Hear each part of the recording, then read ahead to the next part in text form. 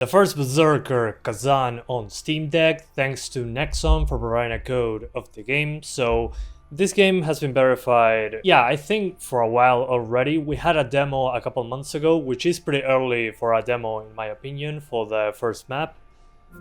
And being verified, you can see what it means. In this case, this might be a surprise to many people.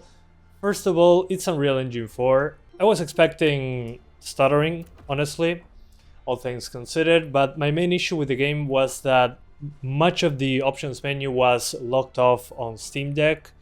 Now they actually put the settings back and changed a few things. Graphics quality, low shadows, high anti-aliasing to avoid that pixelation around the characters. The chunkiness of the pixels can be noticed on medium anti-aliasing. Medium render distance, high textures, post-processing on medium. Basically medium settings with shadows and volumetrics and ambient occlusion on low. Then when it comes to motion blur, I'm not a fan.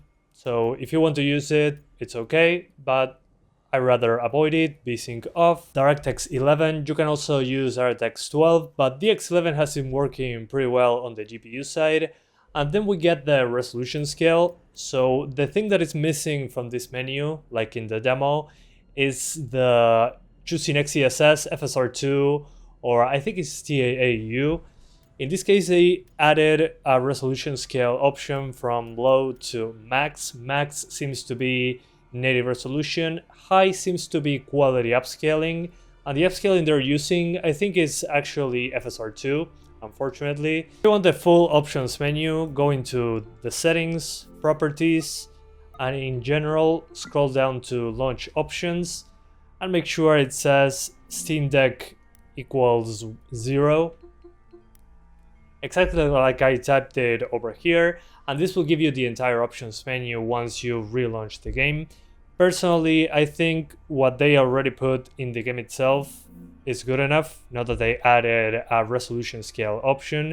It used to be locked to whatever the game wanted. Now you can actually choose. So yeah, considering they added this option and it looks good enough, most users don't need to use that option unless you want an extra control to choose XeSS, FSR, or the TAAU option. So now I'm into the game, and this section is actually what they showed in the demo. In the demo, you can play the entirety of this map, but I unlocked, well, I've been playing for like 20 hours already. In my opinion, a fantastic game with high resolution scale. On the smaller screen, it holds up pretty damn well. The art style really, it's on point on this one. And the stutters that I had when the game launched, well, when the demo launched, better said, a couple months ago, are mostly gone. I haven't had any issues. Again, I played most of it on Steam Deck, and I've been having a great time. And you might say, oh, it's 60 FPS. Yes, kinda, but not really. In this early section, it's not really super heavy when it comes to the environments. So that's something to keep in mind. The environments at the beginning of the game that you'll see in the demo are not a good reference, at least in my opinion. We'll need more foliage. So don't worry, I'm ready. I played a lot of the game and I have multiple things to show you. Alright, so once you complete a part of the game, you get access to a place called the Crevice, which is basically the hub area where you can choose which map to go to. So it's a good amount of maps that are self-contained. It's not a huge open world. And the Crevice is what I saw the biggest GPU intensity. So with this effect, this looks badass, by the way. With this effect on screen like this, I dropped to 45 due to the GPU. On the X12 it dropped a little bit further, so I highly recommend you lock it to 45. But funnily enough, the hub area here with this effect here that looks awesome is when it dropped the most for me. And as you can see here, it's 60s, but as soon as we get to foliage, that's when it starts dropping, like we saw in the hub area. Which again doesn't make it unplayable, at least in my opinion, but it makes it drop below 60 quite significantly, mostly into the 40s, especially here looking into the distance. So that's when we get those micro stutters sometimes. Again, way better than in the demo. In the demo, there were way more stutters than now. By far. Oh no, I'm dead. Once you get to this area that had lots of foliage, as you can probably notice, a good amount of it in comparison to before, you start dropping into the 40s, 50s, so 60s consistently without a major sacrifice to shadow quality, the grass density, all that. It was impossible. So I think 45 in this case would be perfect. A balance of visuals and performance. And the gameplay is great. I've been playing it at 45 most of the time due to those drops when effects show up. Oh, I suck. This is a good example. Effects plus displays.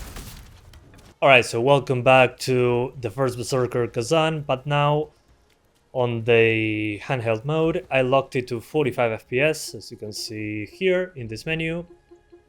Same settings as the beginning of the video. I'm pretty convinced those settings are the best of both worlds. We get very good image quality, and by image quality I mean resolution. There are still some spikes in the frame time, but not as bad as in the demo, basically. Okay. And yeah, I mean, I've been playing the game until this section for a few hours. I still get my ass kicked, but let's ignore that for a moment. Let's just keep going ahead. But at the beginning of the game, you can probably pull off 60 pretty easily until you get to one of those effect-heavy moments.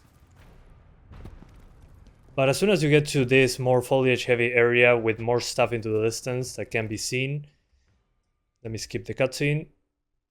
There we go. You'll start getting drops below 50 quite easily, actually. And well, when you go into these quote-unquote bonfires, you get some weird spikes, but that's a menu. So yep, as I was saying, this is the best balance of image quality and performance in my opinion. Again, for 60s you really need to drop that resolution and the game looks way more pixelated.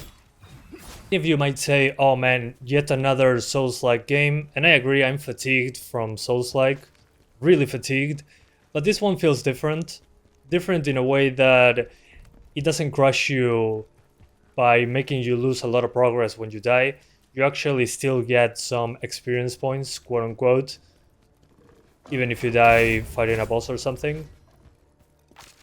So it made it more accessible. There's also more accessibility by playing on easy mode. After the prologue is over, you can choose your difficulty. And the difficulty is basically you either play on normal, like I'm doing right now, or you play on easy mode. That makes it significantly easier, which if you change to that, you cannot go back to normal, so keep that in mind. That's important to note. But I think on normal, it's okay. It's challenging, but it's not crushingly difficult. So for a Souls-like, I think they did a good job with the balancing and all that. And also, graphically, I think it looks pretty badass. And performance is pretty damn good. The thing is, when you look into the distance and there is a lot of effects plus plus foliage. So the hub area is where I dropped the most due to the heavy effects, which again looks pretty badass. But I'm showing you a place with multiple enemies and foliage to see, again, the worst case scenario. So again, the hub area is where it dropped the most for me, with this thing that has a pretty intensive effect going on. So I would say that's the benchmark if you're trying to find the best settings for your own machine. The crevice is the best place to try it. Just stand here, look this way, and you'll have it. Props to the developers and the publisher for giving us a demo 2 months ahead of release, which is... that means that they have a lot of trust in their product, I gotta say. That's not normal. And they addressed lots of the issues that people were complaining about in the demo, one of them being the stutter, at least on Steam Deck, and not having the upscaling options available in the options menu for Steam Deck either. So they improved on that. And well, I mean, when it comes to performance, it's been better than the demo when it comes to, well, the upscaling especially. And the stuttering, there's still some stuttering, seems traversal related, but again, not as bad as in the demo.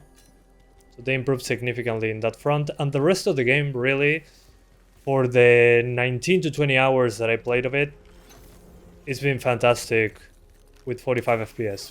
Again, most of my playtime is on Steam Deck on this one. The HUD is a little bit small. So yeah, my thoughts are it runs fantastically well. The art style is top-notch. I've been saying that a lot, but on this one, I really think so. I think it looks badass. Which in my opinion is a good thing. It should look badass and be a fun game. And if you're fatigued from Souls-like, you can play this one later. I think it's more liked when it comes to how punishing it is. If you're tired of that genre, maybe play this one in the future or try the demo. But having an easy mode makes it more accessible for people that don't like that more challenging difficulty of Souls-likes. So again, I think this one is a little bit different than the usual Souls-like shenanigans, to say it in some way. It's more of a mix of classic action RPG with Souls-like elements. So yeah, if you're into that sort of thing, I think it's fantastic on Steam Deck. I consider it insanely verified. That's what I would call it, because it runs fantastically well, has a lot of options. Some options are blocked off, but you can unlock them if you want to use, for example, XeSS. But by default, the settings the game uses keeps you into the 40s generally, with some drops. But with the adjustments that I recommended, with a consistent 45, again, insanely verified. Again, I've been playing like 20 hours of this on Steam Deck, so you should have a good time with it. So yeah guys, that's it for now. Thank you so much for watching this video. I hope you enjoyed it. Thanks again to NEXON for providing a code, and I'll see ya next time. Bye guys, thanks for watching.